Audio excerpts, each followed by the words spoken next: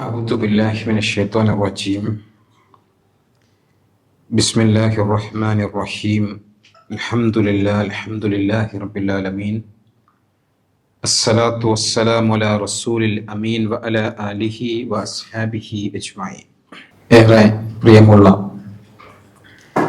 സഹോദരന്മാരെ, അല്ലാഹു സുബ്ഹാനഹു വ തആല നമ്മെ എല്ലാവരെയും അനുഗ്രഹിക്കുമാറാവട്ടെ.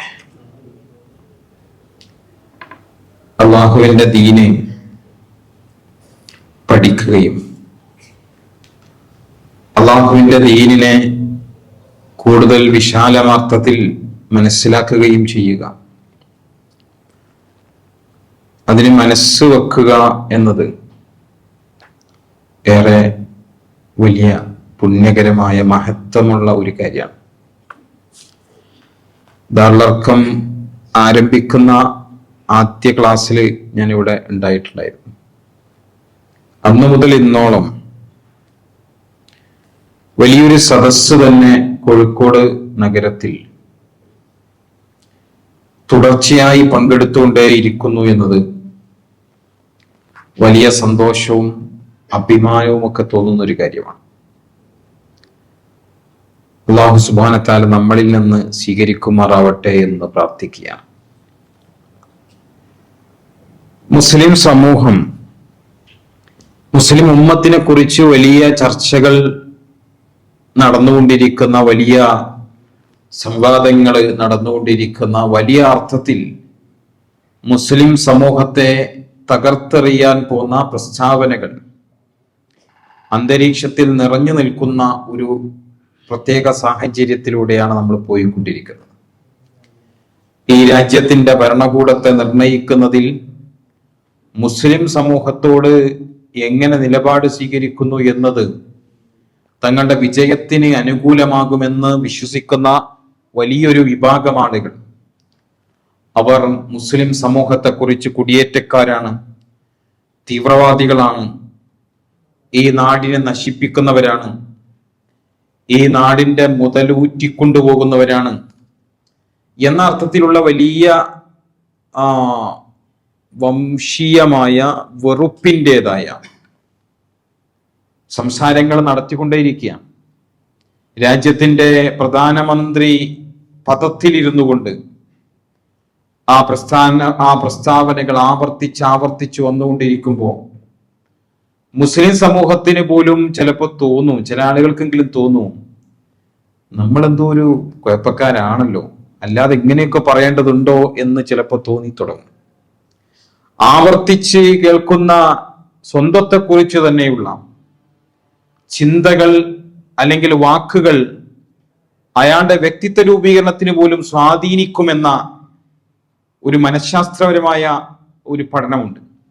നിങ്ങൾ ആവർത്തിച്ച് എന്ത് ചിന്തിക്കുന്നു, ആവർത്തിച്ച് നിങ്ങൾ എന്ത് കേൾക്കുന്നു എന്നത് നിങ്ങളെ രൂപീകരിക്കും എന്നതാണ്. ഇന്ത്യയിലെ മുസ്ലിം കമ്മ്യൂണിറ്റിയെ കുറിച്ച് നിരന്തരമായി കുടിയേറ്റക്കാരാണ്, അക്രമികളാണ്, അധിനിവേശം ചെയ്തവരാണ്, ഈ നാട്യം നശിപ്പിച്ചവരാണ് എന്ന് നിരന്തരം കേട്ടുകൊണ്ടിരിക്കുന്ന സമയത്ത് സ്വാഭാവികമായി നമ്മുടെ ഉള്ളിൽ നിന്ന് പോലും ഒരു ചിന്ത രൂപപ്പെട്ടു വരും, എന്തോ ഒരു കുഴപ്പം നമുക്കുണ്ട് എന്നതാണ്. യഥാർത്ഥത്തിൽ ഇന്ത്യയിൽ ജീവിച്ചുകൊണ്ടിരിക്കുന്ന ഏതെങ്കിലും ഒരു മുസ്ലിം, ആ ജീവിച്ചുകൊണ്ടിരിക്കുന്ന ഈ രാജ്യത്തിന്റെ വിവിധ സംസ്ഥാനങ്ങളിലായി കഴിഞ്ഞുകൂടിക്കൊണ്ടിരിക്കുന്ന ഒരു മുസ്ലിം പോലും യഥാർത്ഥത്തിൽ എവിടെ നിന്നെങ്കിലും കുടിയേറി വന്ന് ഈ രാജ്യത്ത് ഒളിച്ചു കടന്ന് ഈ രാജ്യത്തിന്റെ എന്തെങ്കിലും കൈക്കലാക്കാൻ വേണ്ടി ജീവിച്ചുകൊണ്ടിരിക്കുന്ന ആളുകളല്ല എന്നതാണ് യാഥാർത്ഥ്യം. അവര് തലമുറകളായി പ്രസവിക്കപ്പെട്ട് ഉമ്മയുടെ ഗർഭത്തിൽ നിന്ന് ഈ രാജ്യത്തിന്റെ മണ്ണിലേക്ക് പിറന്നു വീണ് ഈ മണ്ണിൽ പിച്ച വെച്ച് ഈ മണ്ണിൽ നിന്ന് ഈ രാജ്യത്ത് നിന്ന് വെള്ളം കുടിച്ച് ശ്വാസം കഴിച്ച് ജീവിതത്തെ രൂപപ്പെടുത്തി അങ്ങനെ ഈ രാജ്യത്തിന്റെ തന്നെ മക്കളായി വളർന്നു വന്നവരാണ് എന്ന് നമുക്ക് കാണാൻ പറ്റും. അവരെല്ലാവരും ഏതെങ്കിലും അർത്ഥത്തിൽ ആക്രമിച്ച് കയറി വന്നവരല്ല. ഒരുപക്ഷെ ഇതിനു മുമ്പ് കടന്നു വന്ന അവരുടെ പിതാക്കളെ കുറിച്ച്, 100 വർഷങ്ങൾക്ക് മുമ്പുണ്ടായിരുന്ന ആളുകളെ കുറിച്ച് അവർ പ്രബോധകരായി, ഒരു പക്ഷേ ഏതെങ്കിലും അർത്ഥത്തിലുള്ള രാജാക്കന്മാർ തമ്മിലുള്ള യുദ്ധത്തിന്റെ ഭാഗമായി ഒക്കെയും ഈ രാജ്യത്തേക്ക് കടന്നു വന്നവരായിരിക്കും. അങ്ങനെ ഇന്ത്യ രാജ്യത്തിന്റെ ചരിത്രം എടുത്തു നോക്കിയാൽ ഈ രാജ്യത്ത് എല്ലാ ജനവിഭാഗങ്ങളും ഈ മണ്ണിലേക്ക് കടന്നു വന്നവരാ. ഇവിടുത്തെ ഏറ്റവും പ്രബലമായ അല്ലെങ്കിൽ ഏറ്റവും കൂടുതൽ ആളുകൾ ജീവിക്കുന്ന ഒരു മതദർശനമെന്ന് ഇന്ന് പരിഗണിക്കപ്പെടുന്ന അങ്ങനെ ഒരു മതം ഉണ്ടോ എന്നത് പോലും ചർച്ചയാണ്. കാരണം വ്യത്യസ്ത തട്ടുകളായി ജീവിക്കേണ്ടി വന്ന മനുഷ്യർ, വ്യത്യസ്ത കാലങ്ങളിൽ കടന്നു വന്ന മനുഷ്യർ, അവരൊരുമിച്ച് കൂട്ടി അവരെ രാഷ്ട്രീയപരമായി ഏകീകരിക്കാനുള്ള ശ്രമമായിരുന്നു ആ ഒരു മതസങ്കല്പം എന്ന് നമുക്ക് കാണാൻ പറ്റും. അങ്ങനെ ഉണ്ടായിരുന്ന ആ സമൂഹം പോലും ആര്യന്മാരാണല്ലോ ഒന്നുകിൽ, അല്ലെങ്കിൽ ദ്രാവിഡന്മാരാണ്. ആര്യന്മാർ എവിടെ നിന്ന് വന്നതാ നിങ്ങൾ പഠിച്ചു നോക്കിയാൽ മതി. ആര്യന്മാർ ഇന്ത്യയിൽ നിന്നുള്ളവരല്ല. ദ്രാവിഡന്മാർ എവിടെ നിന്ന് വന്നതാന്ന് പഠിച്ചു നോക്കിയാൽ മതി. ദ്രാവിഡന്മാർ ഈ മണ്ണിന്റെ അല്ലെങ്കിൽ ഈ മണ്ണിൽ ജനിച്ചു വീട് അങ്ങനെ പിറവി കൊണ്ട് അങ്ങനെ വന്നതല്ല, ദ്രാവിഡന്മാർ കടന്നു വന്നതാണ്. എല്ലാ ജനസമൂഹങ്ങളെയും എടുത്തു നോക്കിയാൽ യഥാർത്ഥത്തിൽ അവരൊക്കെയും ഈ രാജ്യത്തേക്ക് കടന്നു വന്നവരാണ്. അങ്ങനെ മുസ്ലിങ്ങളും ഒരു കാലഘട്ടത്തിൽ കടന്നു വന്നിട്ടുണ്ട്. അവര് കടന്നു വന്നു. അവര് ഒരു കൂട്ടർ കടന്നു വന്നത് കുടിയേറ്റവും മറ്റൊരു കൂട്ടർ കടന്നു വന്നത് മണ്ണിന്റെ മക്കളുമാകുന്നത് യഥാർത്ഥത്തിൽ ഒരു കാപഢ്യം നിറഞ്ഞ പ്രസ്താവന മാത്രമാണ്. മനസ്സിലാക്കാൻ നമുക്ക് കഴിയാന്നുള്ളതാണ്. എല്ലാ ജനസമൂഹങ്ങളും കടന്നു വന്നിട്ടുണ്ടെങ്കിൽ അതിലേക്ക് കടന്നു വന്ന മുസ്ലിങ്ങളും ഈ രാജ്യത്തേക്ക് കടന്നു വന്നു. പക്ഷേ മറ്റ് ഒരുപക്ഷെ ഈ രാജ്യത്തെ മനുഷ്യ മക്കളായി ജീവിച്ച ആളുകൾക്ക് പുറമെ പോർച്ചുഗീസുകാര്, ബ്രിട്ടീഷുകാരൊക്കെ ഇന്ത്യയിലേക്ക് കടന്നു വന്നതുപോലെ അല്ല മുസ്ലിം സമൂഹത്തിന്റെ കടന്നുവരവ് എന്ന് പറയുന്നത്. നിങ്ങൾക്കറിയാം, ഈ രാജ്യത്തേക്ക് കടന്നു വന്ന ഒരു മുസ്ലിം ഭരണാധികാരിയും ഒരു മുസ്ലിം ഭരണകൂടവും സൈന്യാധിപനും പിന്നീട് ഈ രാജ്യത്ത് നിന്ന് ഇവിടുത്തെ സ്വത്തുക്കളോ ഇവിടുത്തെ വിലപിടിപ്പുള്ള സംവിധാനങ്ങളോ ഒന്നും പിടിച്ചെടുത്ത് കൊണ്ടുപോയി തന്റെ രാജ്യത്തിന്റെ ഭരണകൂടത്തെ ശക്തിപ്പെടുത്താൻ വേണ്ടിയുള്ള ശ്രമം നടത്തുകയല്ല ചെയ്തത്. അവരുടെ സ്കില്ലിനെ, അവരുടെ കഴിവിനെ, അവരുടെ ആസൂത്രണ മികവിനെ, അവരുടെ ബുദ്ധിശക്തിയെ, അവർക്ക് സ്വരൂപിക്കാൻ കഴിയുന്ന അവരുടെ കയ്യിലുണ്ടായിരുന്ന ആൾബലത്തെയൊക്കെയും ഈ രാജ്യത്തിന്റെ, ഇന്ത്യ രാജ്യത്തിനെ എങ്ങനെ ശക്തിപ്പെടുത്തിയെടുക്കാം, ഈ രാജ്യത്തിനെ എങ്ങനെ പ്രബലമാക്കാം, ഈ രാജ്യത്തെങ്ങനെ സംഭാവനകൾ അർപ്പിക്കാൻ കഴിയും എന്ന ആലോചനയിലായിരുന്നു ആ ആളുകളൊക്കെയും മുന്നോട്ട് നീങ്ങിയത് എന്ന് നമുക്ക് കാണാൻ പറ്റും. അങ്ങനെ ഈ രാജ്യത്തിന്റെ മണ്ണിലേക്ക് ഒരുപാട് വിഭവങ്ങൾ കടന്നു വന്നു. ഈ രാജ്യം അതുവരെ കണ്ടിട്ടില്ലാത്ത ഒരുപാട് മികച്ച രാജ്യത്തിന്റെ മുമ്പിൽ ഒരു പക്ഷേ അന്ന് ഇന്ത്യ രാജ്യം ഉണ്ടായിരുന്ന വ്യത്യസ്ത രാജാക്കന്മാരുടെ കീഴിൽ കഴിഞ്ഞുകൂടിയിരുന്ന ഇന്ത്യൻ ജനതയ്ക്ക് എന്താണ് ലോകം എന്ന്, ലോകത്തിന്റെ വികസന കാഴ്ചപ്പാടിനെ കുറിച്ച്, ലോകത്തിന്റെ തന്നെ നിലവാരത്തിലേക്ക് എങ്ങനെ ഉയർന്നു വരണമെന്നതിനെ കുറിച്ച് ഈ രാജ്യത്തെ പഠിപ്പിച്ച ദർശനത്തിന്റെ പേരാണ് യഥാർത്ഥത്തിൽ ഇസ്ലാം എന്ന് പറയുന്നത്. ഇന്ത്യ ഇന്നത്തെ ഇന്ത്യയാക്കിയെടുക്കുന്നതിൽ ഏറ്റവും പ്രബലമായ പിന്തുണ നൽകിയ, ഏറ്റവും ശക്തമായ സംഭാവനകൾ അർപ്പിച്ച ഒരു സമൂഹത്തിന്റെ പേരാണ് മുസ്ലിം ഉമ്മത്ത് എന്ന തിരിച്ചറിവ് നമുക്കുണ്ടായിത്തീരണം. ഇസ്ലാം ഇന്ത്യൻ ജനസമൂഹത്തിന് നൽകിയിട്ടുള്ള ഏറ്റവും വലിയ സംഭാവനകളെ നമ്മൾ എടുത്തു നോക്കുമ്പോൾ അതിൽ ഒന്നാമത്തെ സംഭാവന എന്ന് പറയുന്നത് അത് ഇസ്ലാമിന്റെ ആദർശമാണ്, തൗഹീദായിരുന്നു എന്ന് കാണാൻ പറ്റും. എന്ന് പറഞ്ഞാൽ ഈ രാജ്യത്ത് ജീവിച്ചിരുന്ന മനുഷ്യര് ഒരു പ്രത്യേകതയുണ്ടായിരുന്നു. എന്തും ദൈവമാകാൻ സാധ്യതയുള്ള, അല്ലെങ്കിൽ എന്തിനേയും ദൈവമാക്കാൻ കഴിയുന്ന ഒരു പ്രത്യേകമായ ഒരു ആരാധന വ്യവസ്ഥയിലൂടെ കടന്നു പോകുന്ന ഒരു സമൂഹമായിരുന്നു. കല്ല്, നിങ്ങൾ മരത്തിന്റെ കുറ്റി, മരം തന്നെയും ഈ രാജ്യത്തിന്റെ ഏതു മനുഷ്യനും അവന് തോന്നുകയാണ് ഇതൊരു ദൈവമാണെന്ന് തോന്നിയാൽ അവൻ അതിനെ ദൈവമാക്കാൻ കഴിയുന്ന അത്രയും ഒരു പക്ഷേ അവനേക്കാൾ ശക്തി കുറഞ്ഞതും അവനേക്കാൾ കഴിവില്ലാത്തതുമൊക്കെ അവന്റെ ദൈവമാണെന്ന് തെറ്റിദ്ധരിച്ചിരുന്ന ഒരു കാലം ഈ രാജ്യത്ത് കടന്നുപോയിട്ടുണ്ട്. ആ രാജ്യത്തിന്റെ മുമ്പിലേക്ക് ഇസ്ലാം മുന്നോട്ട് വെച്ച ഒരു ആശയം എന്ന് പറയുന്നത് ഇതല്ല നിങ്ങളുടെ ദൈവമെന്നും, മറിച്ച് നിങ്ങളെ സൃഷ്ടിച്ച, നിങ്ങളെ പരിപാലിക്കുന്ന ഏകനായ ഒരു ദൈവമുണ്ട് എന്ന പാഠം ഇസ്ലാം പകർന്നു കൊടുക്കുകയാണ് ചെയ്തത്.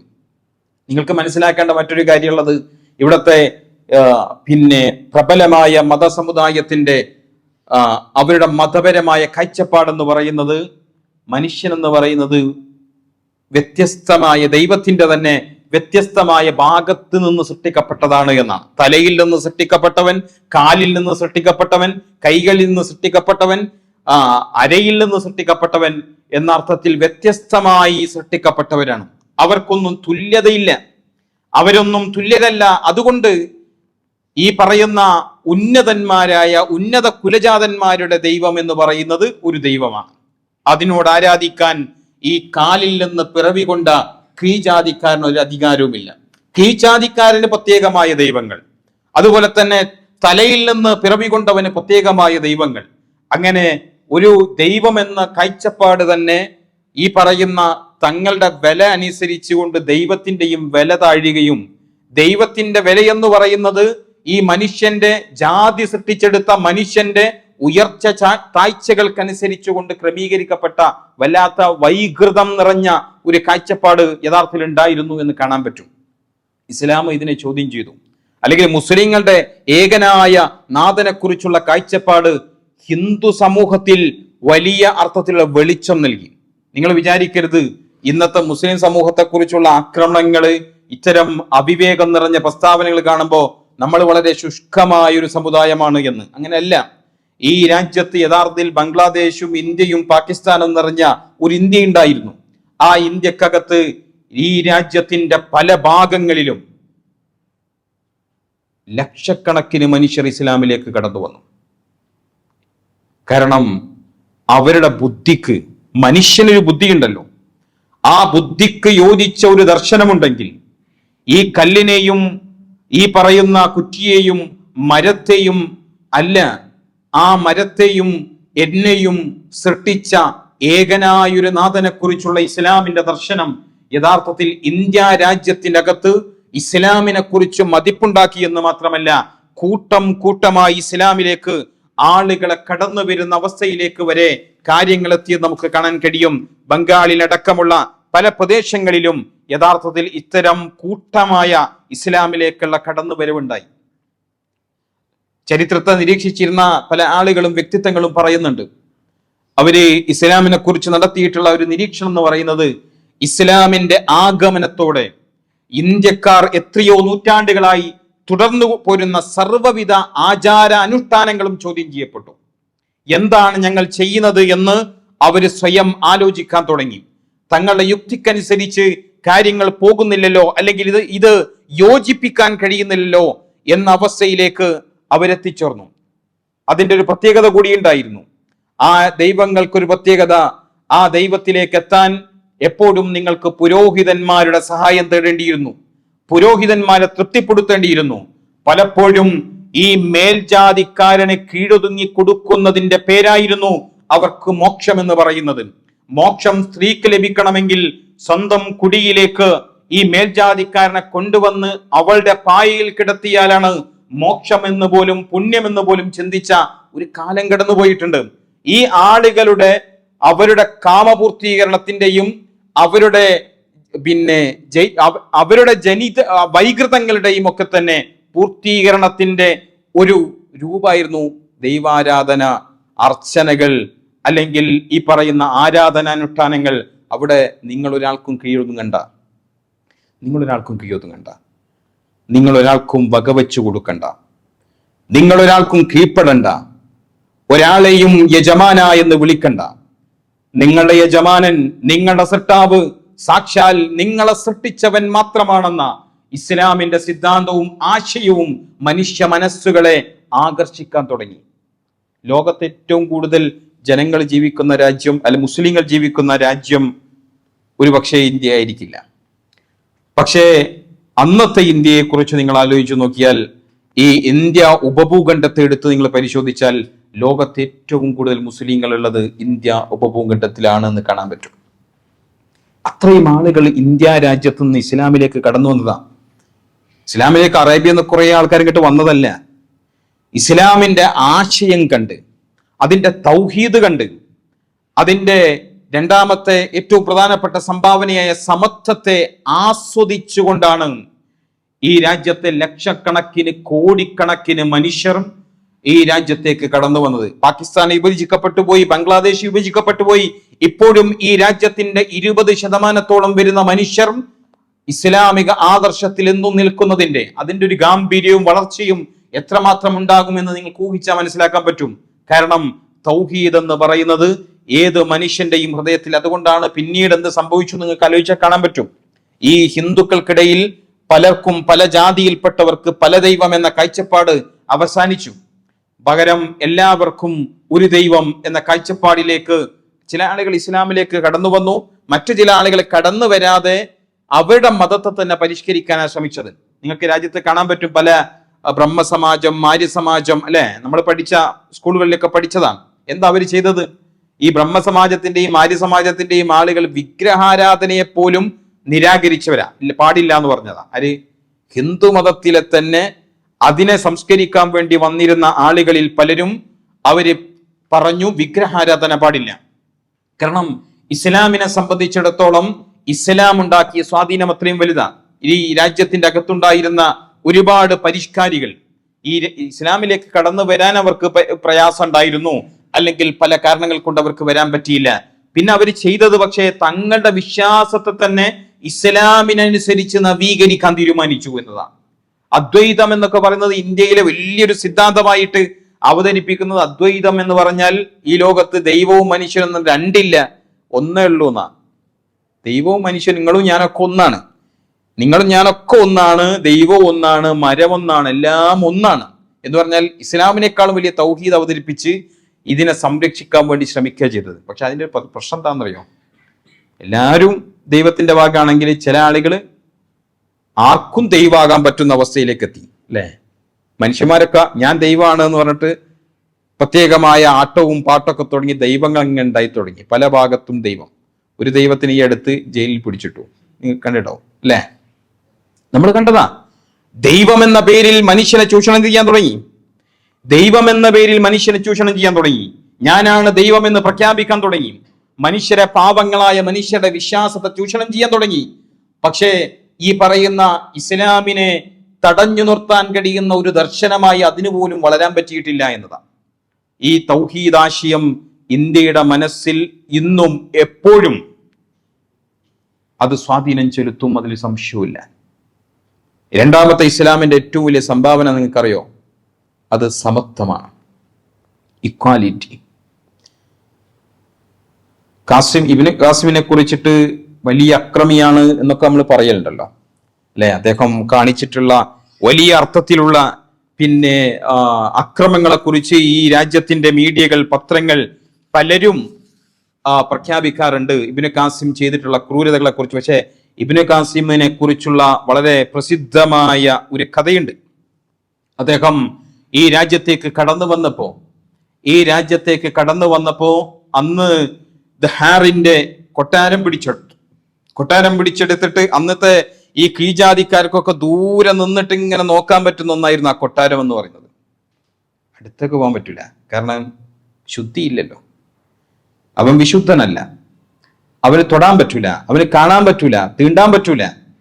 ആ മനുഷ്യന്മാർക്ക് ദൂരെ നിന്ന് മാത്രം നോക്കി വണങ്ങിപ്പോകാൻ കഴിയുന്ന കൊട്ടാരത്തിലേക്ക് ആ രാജ്യത്തുണ്ടായിരുന്ന, പ്രദേശത്തുണ്ടായിരുന്ന കീഴ്ജാതിക്കാരായ പുഴുക്കളെ പോലെ ജീവിക്കേണ്ടി വന്ന മുഴുവൻ മനുഷ്യരെയും ആ കൊട്ടാരത്തിന്റെ അകത്തേക്ക് വിളിച്ചു കയറ്റിയിട്ട് തോളിൽ കൈയിട്ട് ഒന്നിച്ചിരുന്ന് ഭക്ഷണം കഴിച്ച് ആ മനുഷ്യന്മാർ ആ സമയത്ത് പലരും ഇസ്ലാമിലേക്ക് കടന്നു വന്നു.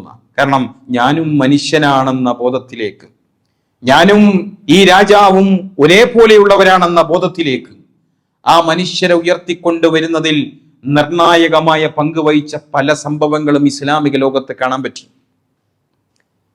ഗംഗയുടെ ഈ ഭാഗങ്ങളിലേക്കൊന്നും ആ നാട്ടിലുണ്ടായിരുന്ന കീഴ്ജാതിക്കാർക്ക് പ്രവേശനം ഉണ്ടായിരുന്നില്ല, അങ്ങോട്ട് നോക്കാൻ തന്നെ പറ്റില്ല. പക്ഷേ ഇസ്ലാമിന്റെ കടന്നു വരുന്നതോടുകൂടിയിട്ട് അവരും മനുഷ്യനെന്ന പരിഗണനയിലേക്ക് ഉയർന്നു വന്നു.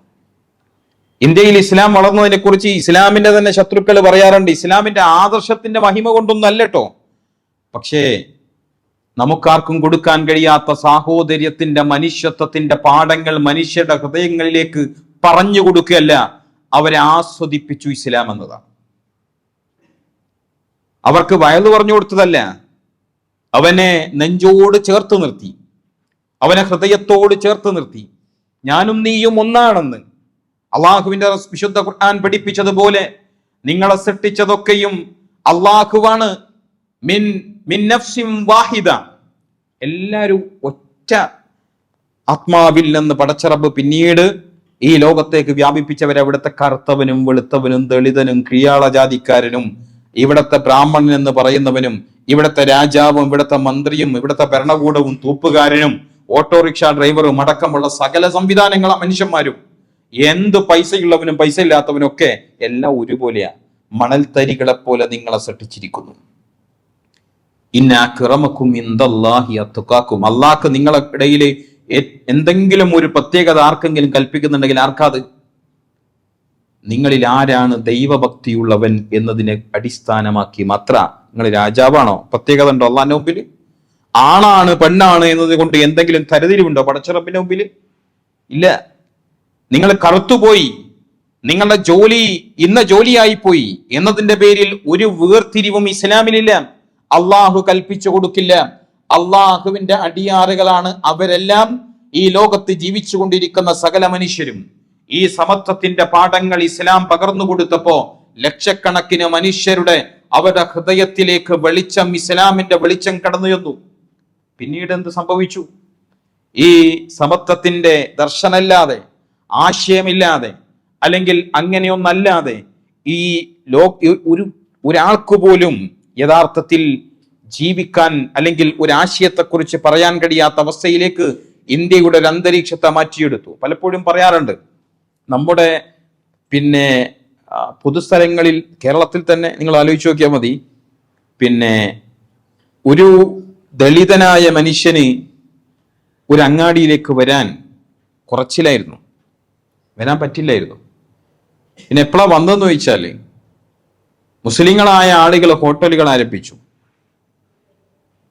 ആ ഹോട്ടലുകളിൽ ദളിതനും വന്ന് ഭക്ഷണം കഴിക്കാം, ഉയർന്ന ജാതിക്കാരനും വന്ന് ഭക്ഷണം കഴിക്കാം, ഒന്നിച്ച് ഭക്ഷണം കഴിക്കുന്ന ശാലകളുണ്ടായി വന്നത് യഥാർത്ഥത്തിൽ ഇസ്ലാമിന്റെ കച്ചവടക്കാർ അവരുണ്ടാക്കിയ കൾച്ചർ. എങ്ങനെയാ അതൊക്കെ സാധിച്ചത്? ഇങ്ങനെ സാധിക്കുകയായിരുന്നു. ഈ കോഴിക്കോട്ട് അങ്ങാടിയിൽ ഒരു ദളിതനായ പിന്നോക്കക്കാരനായ ഒരു മനുഷ്യന് എന്ത് ധൈര്യത്തിലാണ് ഇപ്പോൾ ഒരു ഹോട്ടലിലേക്ക് കയറി ചെല്ലുന്നത്? തൊട്ടപ്പുറത്തുള്ള ഒരു ജാതിയിൽപ്പെട്ട ഒരു മനുഷ്യൻ എങ്ങനെയാണ് അവൻ കഴിക്കുന്ന അതേ ടേബിളിൽ തൊട്ടപ്പുറത്തിരുന്നു കൊണ്ട് ഭക്ഷണം കഴിക്കാൻ എങ്ങനെയാണ് അവൻ ധൈര്യം വന്നത്? എങ്ങനെയാണ് ഈ സമത്വബോധം എന്ന് പറയുന്നത് ലോകത്തിലേക്ക് പഠിപ്പിക്കപ്പെട്ടത് എന്നതിനെ കുറിച്ചുള്ള തികഞ്ഞ ബോധ്യം, തികഞ്ഞ അന്വേഷണമെങ്കിലും നമ്മുടെ ഭാഗത്തു നിന്നുണ്ടാവണം. എന്നിട്ട് വേണം നമ്മൾ മോശക്കാരായി പോയിരുന്നോ, നമ്മൾ കുറച്ചിലുള്ള ആൾക്കാരാണോ എന്ന ചിന്തയിലേക്ക് നമ്മൾ എത്തേണ്ടത് എന്ന് നമ്മൾ തീർച്ചയായും ആലോചിക്കേണ്ടതുണ്ട്. പലപ്പോഴും ഇസ്ലാമിനെ കുറിച്ച് ഒരുപാട് തെറ്റിദ്ധാരണ പരത്തുന്ന, ഒരുപാട് ഇസ്ലാമിനെ കുറിച്ച് കരിവാരിത്തേക്കുന്ന പുസ്തകങ്ങൾ എഴുതിയിട്ടുള്ള പല ആളുകളും അവർ പറയുന്ന കാര്യമുണ്ട്. ഇസ്ലാമിനെ സംബന്ധിച്ചിടത്തോളം ഇസ്ലാം സ്വീകരിച്ചവർക്ക് പലപ്പോഴും ആളുകൾ ഖുർആനിലുണ്ട് എന്നൊക്കെ നമുക്ക് പറയാം അല്ലെ, ഖുർആനിലുണ്ട്, ഹദീസിലുണ്ട് എന്നൊക്കെ ആളുകൾ പറയും. പക്ഷേ അവര് പറയുന്നത് ഇസ്ലാം സ്വീകരിച്ചവർക്ക് അതേ തുടർന്ന് ഖുർആൻ അനുശാസിക്കുന്ന നിയമസംഹിത എല്ലാവർക്കും തുല്യമായി നടപ്പിലാക്കി. എല്ലാവരും പള്ളിയിൽ കയറുകയാണ്. അതിലെ പണക്കാരനും കുലീനനുമായ രാജകുടുംബത്തിൽപ്പെട്ട മനുഷ്യനൊരു പക്ഷേ അടുത്ത് ഇസ്ലാമിലേക്ക് കടന്നു വന്ന ഒരു ദളിതനായ പിന്നോക്കക്കാരനായിരുന്ന അസ്പൃശ്യനായിരുന്ന മനുഷ്യന്റെ കാലിന്റെ അടിയിൽ കാല് വെക്കാൻ പോലും മടിയില്ലാത്ത, ആലോചിച്ച് നോക്കി അല്ലെ, ഒരു അസ്പൃശ്യനായി കൽപ്പിക്കപ്പെട്ട മനുഷ്യനായി പോലും പരിഗണിക്കാതിരുന്ന ആ മനുഷ്യന്റെ അവനാണ് ആദ്യം എത്തിയിരുന്നെങ്കിൽ സ്വഫിൽ ആദ്യം അവൻ സുജൂദിലേക്ക് പോകുമ്പോ പ്രമാണിയായ അമീറായ രാജാവായ രാജകുടുംബത്തിൽപ്പെട്ടവൻ അവന്റെ തൊട്ടു താഴെയുള്ള സഫിലാണുള്ളതെങ്കിൽ ഈ പറയുന്ന മനുഷ്യന്റെ കാലിന്റെ അടിയിൽ അവന്റെ തല വെച്ചു കൊടുക്കുക. ഇത്രയും മനോഹരമായി സമത്വത്തെ ആഘോഷിക്കാൻ ഇസ്ലാമിന് സാധിച്ചതുകൊണ്ട് ഒരു പ്രമാണങ്ങൾക്കും ഒരു വസ്തുതകൾക്കും ഒരു പീഡനങ്ങൾക്കും ഇസ്ലാമിൽ നിന്ന് മനുഷ്യനെ തടയാൻ സാധ്യമായിരുന്നില്ല എന്നത് അദ്ദേഹം പറഞ്ഞു വെക്കുകയാണ്. ഇത് നമ്മളെ സംബന്ധിച്ചു കൂടി ആലോചിക്കണം.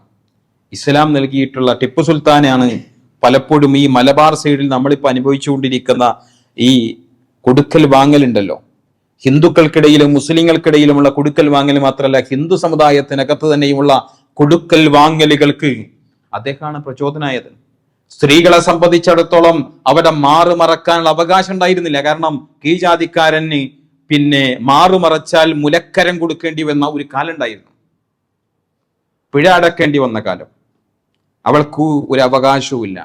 കാഴ്ചപ്പണ്ടാരങ്ങളായി ജീവിക്കേണ്ടി വന്ന, അവർക്ക് കീഴിൽ ഒതുങ്ങേണ്ടി വന്ന, അവരുടെ താല്പര്യങ്ങൾക്ക് വിധേയമാകേണ്ടി വന്ന ഒരു കാലഘട്ടത്തിൽ നിങ്ങൾക്ക് മാറുമറക്കാമെന്ന് ഇവിടെ പ്രഖ്യാപിച്ചത് ഇസ്ലാമിന്റെ ഉദ്ഘോഷണം കൊണ്ട്, ഇസ്ലാമിന്റെ ആഹ്വാനം കൊണ്ട്, ഇസ്ലാമിൽ നിന്ന് പ്രചോദനം കൊണ്ട് ടിപ്പു സുൽത്താനാണ് അങ്ങനെയാണ് അത് ധരിച്ചു തുടങ്ങിയത്. ഇന്ന് മുസ്ലിങ്ങളെ കുറിച്ചിട്ട് മുസ്ലിങ്ങള് വസ്ത്രം ധരിക്കുന്നതിന്റെ കാര്യത്തിൽ വലിയ പിന്നോക്കക്കാരാണ്.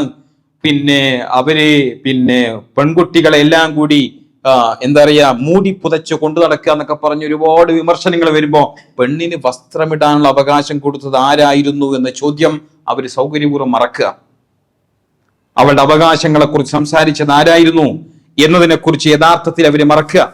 ബിലാലിനെ പോലെ, അമ്മാറിനെ പോലെ, യാസിറിനെ പോലെ ഇസ്ലാം സ്വീകരിച്ചപ്പോഴേക്ക് ഈ അടിമകളായി ജീവിക്കേണ്ടി വന്ന ബിലാലിനെ കഥയൊക്കെ നമുക്കറിയാലോ. ഈ പറയുന്ന പലപ്പോഴും ഈ ആടുജീവിതത്തെക്കുറിച്ചൊക്കെ നമ്മൾ ഇപ്പോ പറഞ്ഞുകൊണ്ടിരിക്കുന്നതിന് ചരിത്രത്തിന്റെ മറ്റൊരു തലക്കൽ ഒരു ബിലാലുണ്ട്. ആ ബിലാൽ ആടുകളുടെ കൂടെ കിടന്ന് ആടുകളുടെ കൂടെ ജീവിച്ച് ഒരവകാശവും സ്വപ്നവുമില്ലാതെ ജീവിക്കേണ്ടി വന്ന ബിലാലിനെ അള്ളാന്റെ റസൂല് സ്വന്തം ചുമല് കാണിച്ചു കൊടുത്തിട്ട് കഅബാലയത്തിലേക്ക് കയറേണ്ട ബിലാലെ എന്ന് പറയുന്ന ഒരു ചരിത്ര സന്ധിയുണ്ട്. ആ ചരിത്ര സന്ധിയുടെ തുടർച്ച പിന്നീട് നമുക്ക് കാണാൻ കഴിയുന്നത് ഇന്ത്യൻ ചരിത്രത്തിലാണ്. ആ ബിലാലുമാരുടെ പിന്മുറക്കാർ പിന്നീട് സ്വാതന്ത്ര്യത്തെക്കുറിച്ച് അതുപോലെ തന്നെ വിമോചനത്തെക്കുറിച്ച് അവർക്ക് സ്വപ്നം കാണാൻ പഠിപ്പിച്ചു കൊടുത്ത ഒരു ദർശനത്തിന്റെ പേരാണ് ഇസ്ലാം എന്ന് പറയുന്നത്. ഇന്ത്യയിൽ അവർക്ക് നടക്കാൻ അവകാശം കൊടുത്ത്, തലയുയർത്തി നടക്കാൻ അവകാശം കൊടുത്ത്, മാറുമറക്കാൻ അവകാശം കൊടുത്ത്, ഭക്ഷണം കഴിക്കാൻ അവകാശം കൊടുത്ത്, മരിച്ചു കഴിഞ്ഞാൽ സ്വന്തം ഭൂമിയിൽ കിടക്കാൻ അവകാശം കൊടുത്ത്, വഴി നടക്കാൻ അവകാശം കൊടുത്ത് മനുഷ്യരെ ഉയർത്തിക്കൊണ്ടുവന്ന ഒരു ദർശനാത്.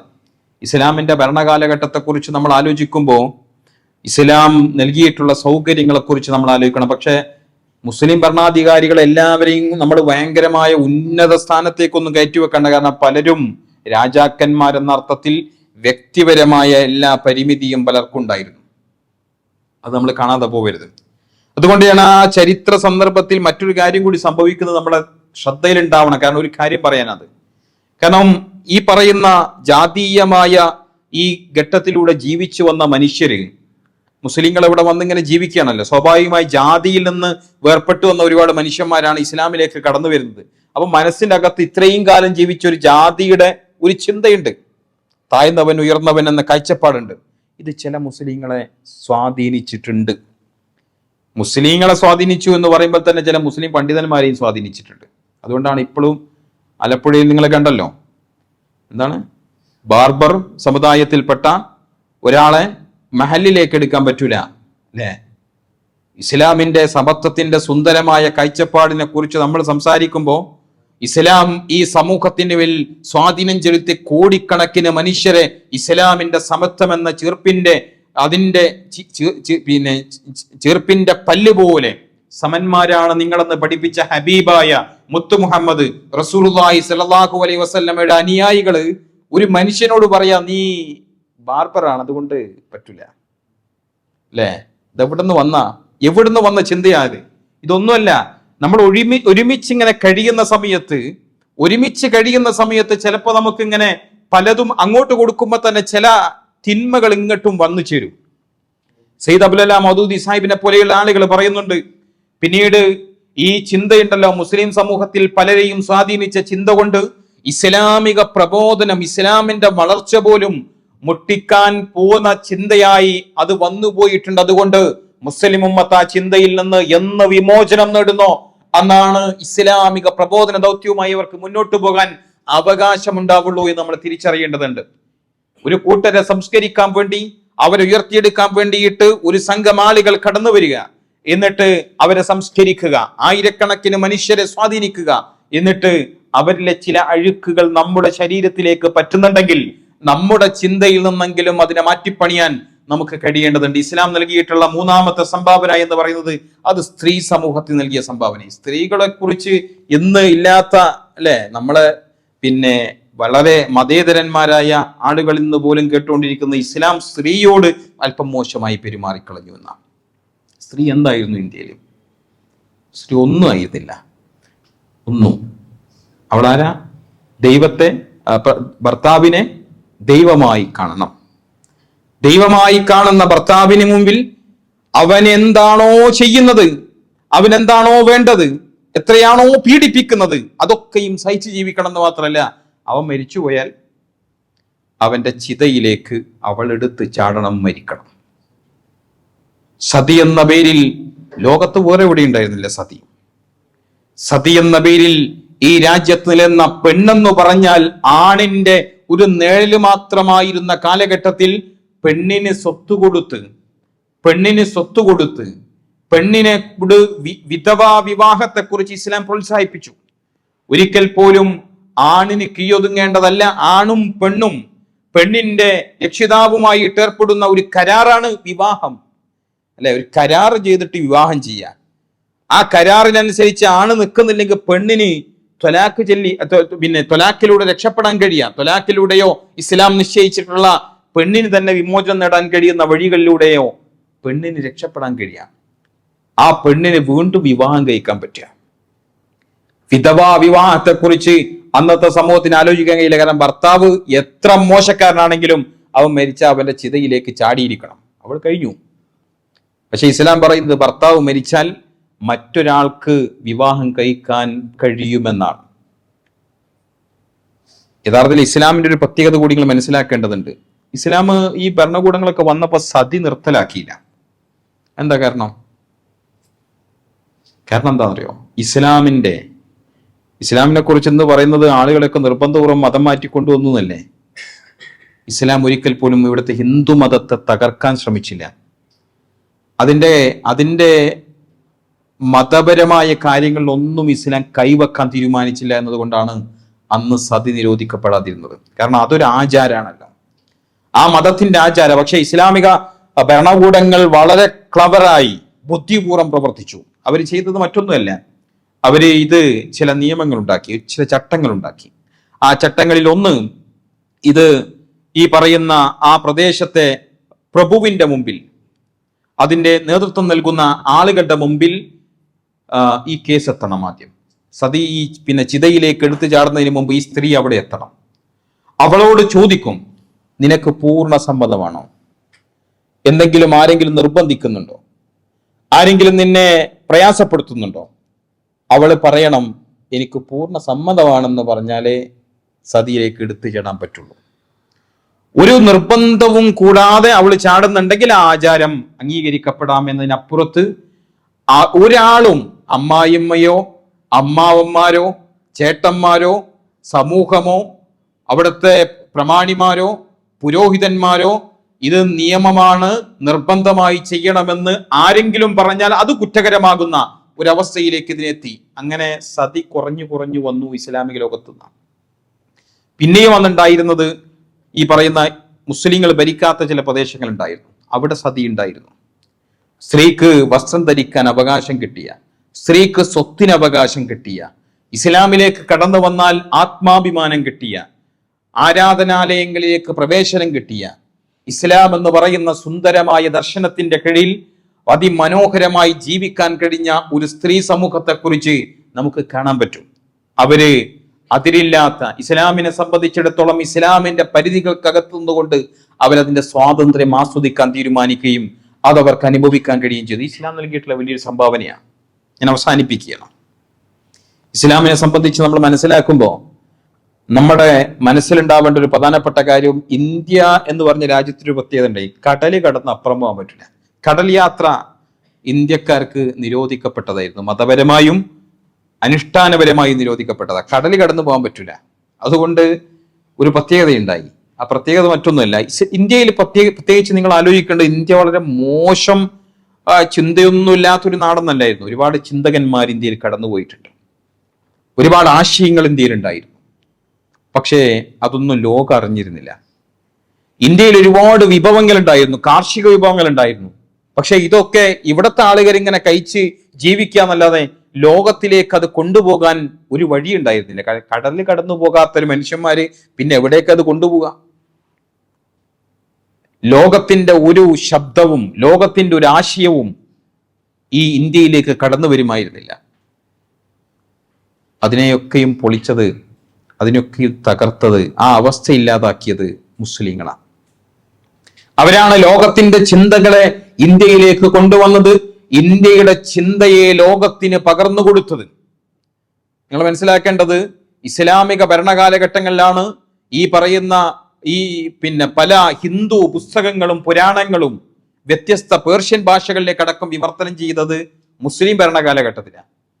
ചില ഇന്ത്യയിലെ ചിന്തകളെ ലോകത്തിന് സംഭാവന ചെയ്തത് അല്ലെങ്കിൽ പകർന്നു കൊടുത്തതിന്റെ ഒരു പോയിന്റായി വർത്തിച്ചത് ഇസ്ലാമിക സമൂഹമായിരുന്നു കാണാൻ പറ്റും. ഈ ഇന്ത്യ രാജ്യത്തിന്റെ കാർഷിക വിഭവങ്ങൾ ഇന്ന് ലോകത്തിന്റെ പല ഭാഗങ്ങളിലും എത്തിയിട്ടുണ്ടെങ്കിൽ അതിൽ നിർണായകമായ പങ്ക് വഹിച്ചത് മുസ്ലിം കച്ചവടക്കാരായിരുന്നു. അവരെ സംബന്ധിച്ചിടത്തോളം അവർക്ക് ഇതൊരു വ്യവസായവും വാണിജ്യവും മാത്രമല്ല, അവര് കടന്നു വന്ന നാടിന്റെ വിപുലീകരണം കൂടിയായിരുന്നു, വികാസം കൂടിയായിരുന്നു. അങ്ങനെയാണ് ഇന്ന് പക്ഷെ കടലിൽ കടന്നു പോകാത്ത പ്രശ്നം ആരുമില്ല അല്ലെ? എല്ലാവർക്കും കടലിൽ കടന്നു പോകാം, ഫ്ലൈറ്റിലും പോകാം, കപ്പലിലും പോകാം, എങ്ങനെയും പോകാം. പക്ഷെ അന്ന് ഉണ്ടായിരുന്നില്ല. ഇതാരാ പഠിപ്പിച്ചത്?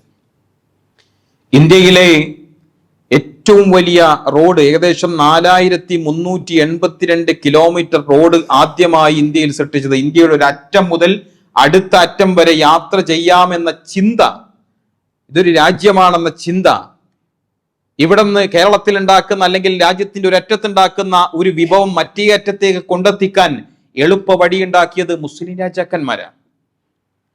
ഇന്നും പാകിസ്ഥാനിലേക്ക്, പെഷവാറിലേക്കൊക്കെയുള്ള വഴി, അത് ഇന്നും ഇന്ത്യയുടെ വാണിജ്യം അല്ലെങ്കിൽ ഇന്ത്യയുടെ വ്യവസായത്തെ ത്വരിതപ്പെടുത്തുന്ന വഴികൾ സൃഷ്ടിച്ചത് മുസ്ലിങ്ങളാണ്.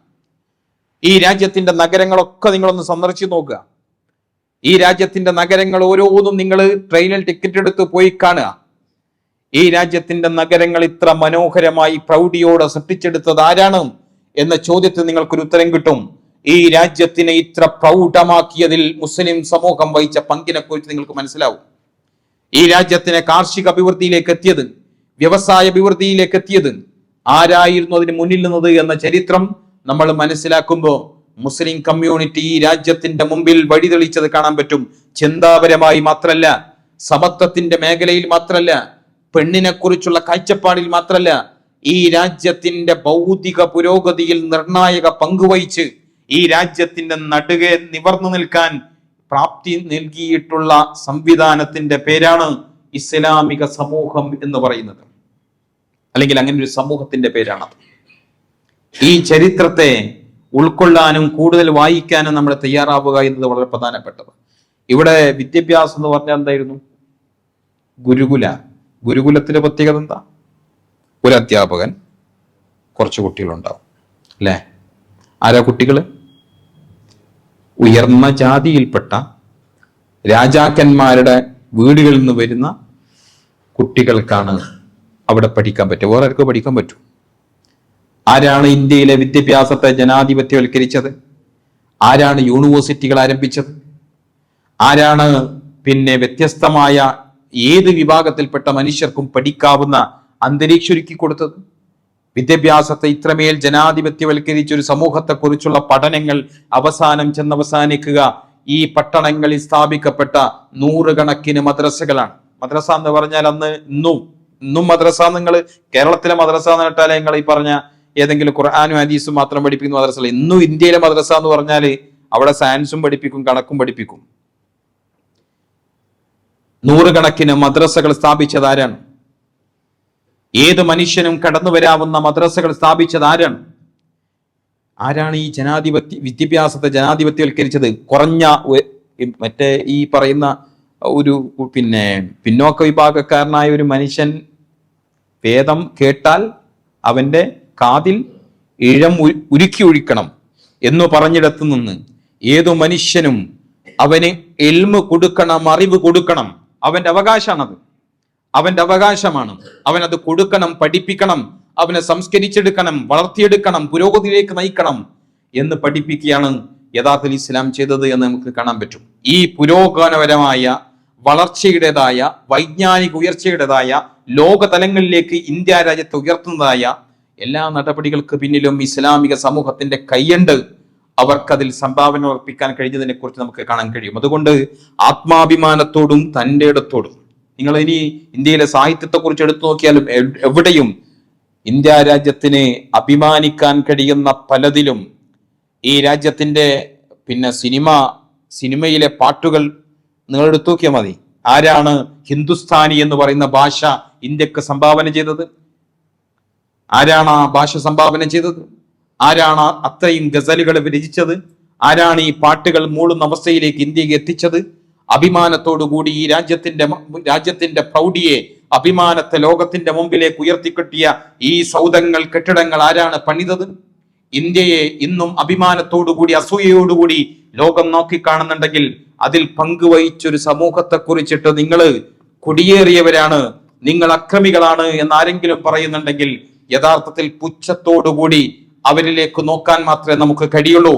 അതോടൊപ്പം തന്നെ ഇസ്ലാം ഈ ലോകത്തിന് എത്രമേൽ സംഭാവന അർപ്പിച്ചിട്ടുണ്ടോ, ഇസ്ലാം എത്രമേൽ സംഭാവനകൾ ഈ രാജ്യത്തിന് നൽകിയിട്ടുണ്ടോ, അതിന്റെ തുടർച്ച നിലവിലെ മുസ്ലിം ഉമ്മത്തിനും ബാധ്യതയുണ്ട് എന്ന തിരിച്ചറിവ് നമുക്ക് ഉണ്ടാവണം. ഇസ്ലാമിക ആദർശത്തിന്റെ അടിത്തറയിൽ, ഇസ്ലാമിക സാമൂഹിക വിമോചന സങ്കല്പങ്ങളുടെ അടിസ്ഥാനത്തിൽ ഇവിടത്തെ ഓരോ മനുഷ്യനെയും തലോടാൻ, അവനെ തൊടാൻ, അവനിലേക്ക് കയറി ചെല്ലാൻ, അവന്റെ വിമോചനത്തിന്റെ പാഠങ്ങൾ പഠിപ്പിച്ചു കൊടുക്കാൻ, അവനെ പുരോഗതിയിലേക്ക് കൊണ്ടുവരാൻ, അവനെ വിദ്യാഭ്യാസത്തിലേക്ക് കൊണ്ടുവരാൻ, പുതിയ കാലഘട്ടത്തിലെ മേധാവിത്വങ്ങൾ ഇനിയും ഈ പറയുന്ന പിന്നോക്ക ജനവിഭാഗങ്ങളെ, ഈ പറയുന്ന HUവിലെ നമുക്കറിയാം ഹൈദരാബാദ് സെൻട്രൽ യൂണിവേഴ്സിറ്റിക്കകത്ത് സംഭവിച്ച കാര്യങ്ങൾ, രോഹിത് വെമുലയുടെ തുടർച്ച ആവർത്തിച്ചുകൊണ്ടിരിക്കുന്ന ഈ രാജ്യത്തിനകത്ത് പിന്നോക്കം നിന്ന് പോയ മനുഷ്യരുടെ വിമോചനത്തിന് വേണ്ടി ഇനിയും ശബ്ദിക്കേണ്ടുന്ന, ഇനിയും അവരെ ഉയർത്തിക്കൊണ്ടുവരേണ്ടുന്ന, വിദ്യാഭ്യാസത്തെ ജനാധിപത്യവൽക്കരിക്കേണ്ടുന്ന, ഈ രാജ്യത്തെ പുരോഗതിയിലേക്ക് നയിക്കേണ്ടുന്ന എല്ലാ ബാധ്യതയും ഉത്തരവാദിത്തവും സന്തോഷപൂർവ്വം നമ്മൾ ഏറ്റെടുക്കേണ്ടതുണ്ട് എന്ന ചിന്ത കൂടി പങ്കുവെച്ചുകൊണ്ട് ഞാൻ അവസാനിപ്പിക്കുകയാണ്. എല്ലാവർക്കും അള്ളാഹുവിന്റെ കാവലുണ്ടാവട്ടെ എന്ന് പ്രാർത്ഥിക്കുകയാണ്. പടച്ച റബ്ബ് നമ്മെല്ലാവരെയും അനുഗ്രഹിക്കുമാറാവട്ടെ. ഈ രാജ്യത്തിന്റെ ചരിത്രം യഥാർത്ഥത്തിൽ നമ്മെ കൂടുതൽ അഭിമാനികളാക്കുന്ന ചരിത്രമാണ്. കൂടുതൽ അന്തസ്സോടുകൂടി ജീവിക്കാൻ നമ്മളെ പ്രാപ്തരാക്കുന്ന ഒരു ചരിത്രമാണ്. നമ്മുടെ മുൻഗാമികൾ നമുക്ക് വേണ്ടി ചെയ്തു വെച്ച സംഭാവനകൾ പടച്ചറപ്പ് സ്വീകരിക്കുമാറാവട്ടെ. ഈ ലോകത്തിന് ഇനിയും ധാരാളം സംഭാവനകൾ അർപ്പിക്കാൻ കഴിയുന്ന, കരുത്തു നൽകാൻ കഴിയുന്ന ഒരു സമുദായമാക്കി മുസ്ലിം ഉമ്മത്തിനെ പടച്ചറപ്പ് ഉയർത്തി അനുഗ്രഹിക്കുമാറാവട്ടെ. വാഖിറു ദഅ്വാന അൽഹംദുലില്ലാഹി റബ്ബിൽ ആലമീൻ. അസ്സലാമു അലൈക്കും വറഹ്മത്തുള്ളാഹി വബറകാതുഹു.